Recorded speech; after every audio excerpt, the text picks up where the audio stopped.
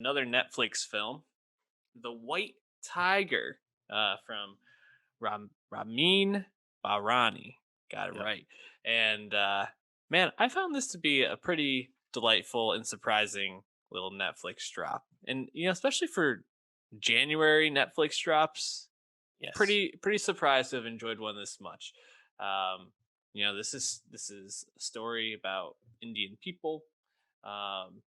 Specifically Balram, played by Adrash Gurai, who is looking to um, change his status in life to move up caste from the cast with the little belly to the cast with the big belly. Mm. And really, uh, throughout the movie, a Run the Jewels song was stuck in my head, which is lie, cheat, steal, kill, win. Come on, everybody doing it. And that's pretty much like if you have to define the movie in a short sentence, that's pretty much it. Yeah, sure.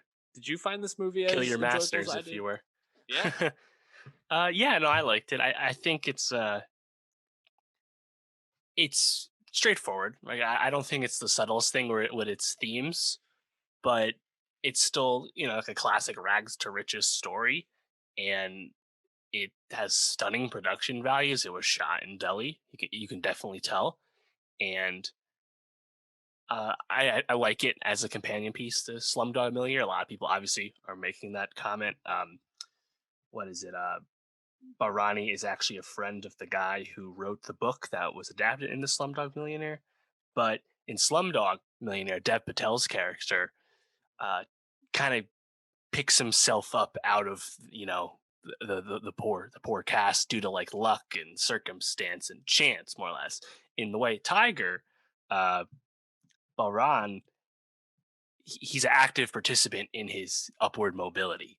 And I Mhm. think that's pretty stark. I also appreciate that, Balran isn't like infallible. He's not in control all the time. He makes mistakes and Mhm. misjudges, situations pretty consistently throughout his rise.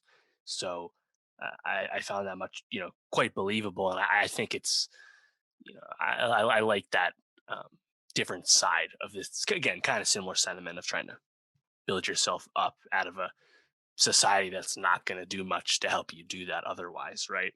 Mhm. And the way Tiger, I wish we got more of it, was more stuff about that caste system, right? Like Yeah. as Balran's like narrating, he's mentioning like globalism stuff all the time about how India and China are the future, and America is Americans are ahead. outsourcing in India and all this stuff. Yeah, there's so much on the surface, I think, like geopolitically, that they could have even gotten into more, because of the caste system stuff and like the corruption of like the Indian society is like touched on throughout the way he's treated as a servant. Like it's simmering, but like I wish he almost addressed it more directly.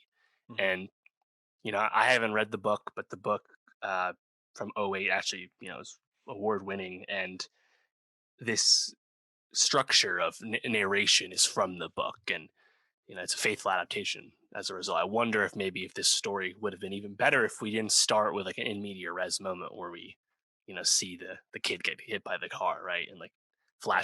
flashback, and like we know he's successful right away eventually, and we're seeing how he got there. I wonder if it could have been better, like dramatically, if we'd built to that without kind of spilling the beans right away.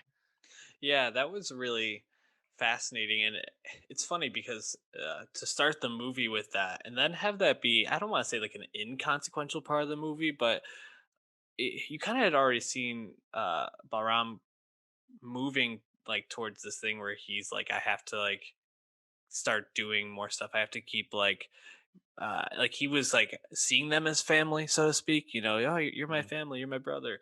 But you could tell that like the seams were starting to show a little bit, like with it. So I don't even know if that was like the most breaking part in the movie for him. I mean, certainly I think it's the most dramatic part because you see, I think there's a lot there in terms of not only the role that being in this cast and then trying to create this upwards mobility like also corrupts his morals and Yeah, corrupts the person sure. he is. But you also, I think, see a lot of the like Americanized perspective and corruption in those like in his masters, so to speak. Like I really found like Pinky and Ashok to be two characters that as they're like kind of portraying that like American like intellectual idealism over in India, just really like reprehensible people who like are on the surface like, oh, like Hmm.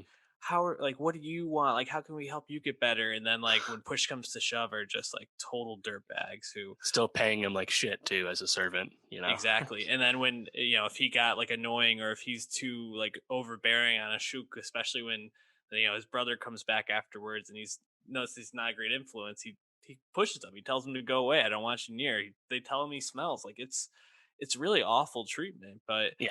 Oh yeah. they on the surface they try to act like these like philanthropist people. I found that to be a very interesting commentary. Um, I agree though. I don't think this is like the subtlest movie, especially like at the very end, you pretty much just get a straight narration, talking to the camera, Yeah. monologue from him. But I think for what my expectation was this movie going in, I found this to be just super engaging and fun throughout. Definitely. Definitely. I really like the Get Pop and Fat Joe drop when they first get to Yeah, Delhi. That was well done. But yeah, I mean, like it's a it's 2 hour movie, but the end and the beginning, you can tell that Balram doesn't have much connection to his family, especially once his dad dies, and like it's just kind of like yada yada that he probably got his whole family killed in retaliation via a newspaper headline. He doesn't even say anything about it. I was I like, know. oh wow, that is something, all right. And I guess he rationalized that well. Either we all live at the bottom, or one of us gets out now, versus buying the shack later. It's like, all right, I guess you're happy with that. That's fine. Um, but yeah, at the end of the day, like thematically, it's just like you're either the chicken waiting to get your head cut off, or you bust out of the coop. Which one you gonna be? And it's like, all Yep. right, we got it, we got it. So, like I don't know if there's much like payoff with that throughout the film, but it's just kind of fun to see the story played out because Yeah. again, production values are strong. For sure. Definitely a movie worth checking out, especially because I guess up until this coming week, Dave, we don't really have a ton of new high quality movies to be checking out. So this is a pleasant surprise. Any last Hmm. thoughts before we wrap up for the show? Seems to be another hit for Netflix in their top 10 right now. Um, First thing I've seen Priyanka Chopra do in a while. She's an active actor, but first thing I've been kind of tuned in. I haven't liked all of her choices in terms of movies in the West. But I actually kind of liked her. Like I understood why she picked the role because initially, early on, I'm like, oh, it's just kind of the girlfriend character that's from America, so she has a slightly different perspective on things. But like you could tell, like she gets at least a few scenes and pieces of dialogue to Mm. make it worth her while. I guess you could say. For sure. I actually didn't even realize that was Priyanka Chopra till after that ended. I was like, oh, she's married to a Jonas Brother. That's how I most know her. But a Yeah. very famous Bollywood actress, and Oh yeah. definitely gonna break through here at some